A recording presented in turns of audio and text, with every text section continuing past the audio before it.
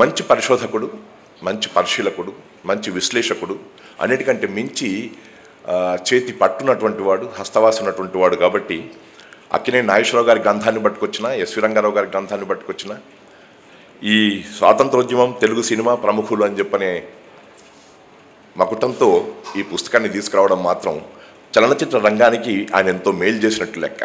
ఎవరు చిత్తూరు నాగయ్య, ఎవరు ఘంటసాల వెంకటేశ్వరరావు, ఎవరు అల్లూరు రామలింగయ్య, ఎవరు బిఎన్ రెడ్డి బ్రదర్సు, ఎవరు తమ్మారెడ్డి కృష్ణమూర్తి, ఎవరు వి మధుసూదన్ రావు, వీళ్ళందరూ చలనచిత్ర రంగంలో ఉంటూ డబ్బు సంపాదించుకుంటూ ఉండేటువంటి వాళ్ళే. వీళ్ళంతా సినిమాల్లో ఉన్నటువంటి వాళ్ళు కాబట్టి డబ్బు మీద ఆశ ఉండేటువంటి వాళ్ళే అనుకునేటువంటి జనానికి కాదు.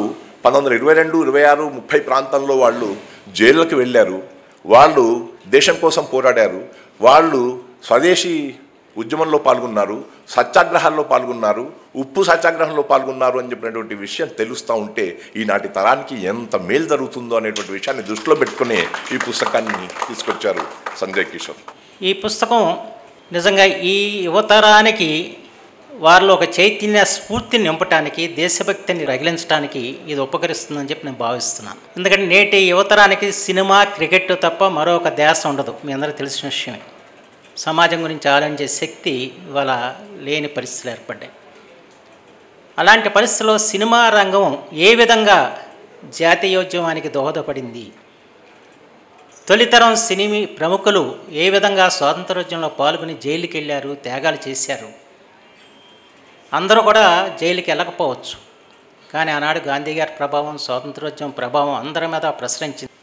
కానీ ఈ పుస్తకం ద్వారా నేను కొత్తగా తెలుసుకుంది విఠలాచార్య గారి గురించి. జానపద బ్రహ్మ విఠలాచార్య గారు ఆయన స్వాతంత్రోద్యమంలో తీవ్రవాద ఉద్యమాల్లో పనిచేశారన్న విశేషాలు ఈ పుస్తకం ద్వారా నేను తెలుసుకుని, ఇలాంటి చాలా విశేషాలు, కొత్త కొత్త విషయాలు తెలుసుకునే అవకాశం ఈ పుస్తకం ద్వారా కలిగింది. సంజయ్ కిషోర్ ఇలాంటి పుస్తకాన్ని తీసుకొచ్చి కొంతవరకు మనలో కొన్ని ఆలోచనలు, మంచి ఆలోచనలు రేకెత్తిచ్చే ప్రయత్నం చేయటం, దేశం గురించి ఆలోచించే ప్రయత్నం చేయటం చేసినందుకు అతను నేను హృదయపూర్వకంగా నేను అభినందిస్తూ.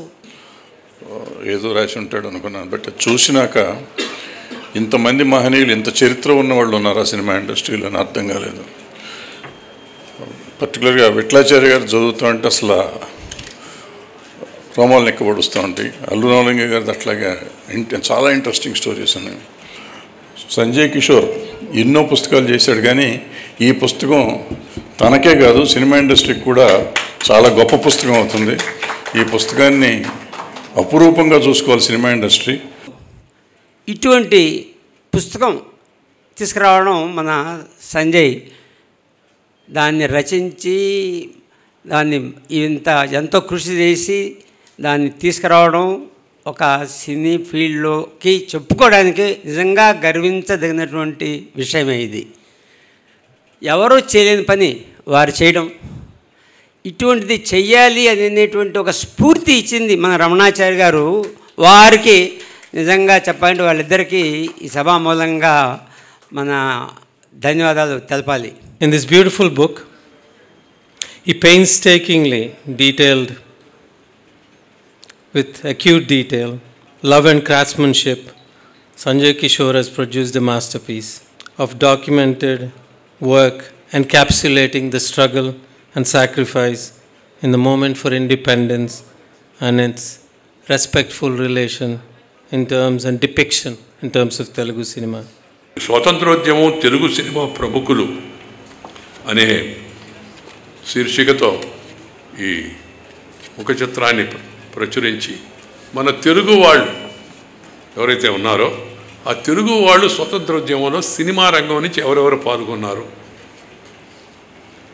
ఏ తెలుగు సినిమాల్లో స్వతంత్రోద్యమాన్ని గురించి ఉన్నాయి విషయం ఉంది, ఏ సినిమాల్లో స్వాతంత్రోద్యమ పాటలు ఉన్నాయి, ఇలా వివిధ కోణాల్లో విశ్లేషించి సంజయ్ కిషోర్ ఈ పుస్తకాన్ని తీసుకొచ్చాడు.